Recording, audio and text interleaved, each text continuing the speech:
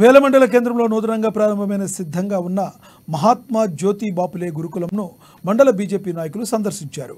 గురుకులం ప్రిన్సిపల్ని కలిసి మౌలిక వసతులపైన వివరాలు అడిగి తెలుసుకున్నారు. గురుకులానికి కాంపౌండ్ లేక పాములు, తేళ్లు వంటి విషపురుగులు వచ్చే అవకాశం ఉందని ప్రిన్సిపల్ వివరించారు. ఇప్పటికే విద్యార్థుల సంఖ్య తగ్గిందని, మౌలిక వసతులు కల్పించే విధంగా అధికారులు చొరవ చూపాలని బీజేపీ మండల జనరల్ సెక్రటరీ శివకుమార్ చెప్పారు.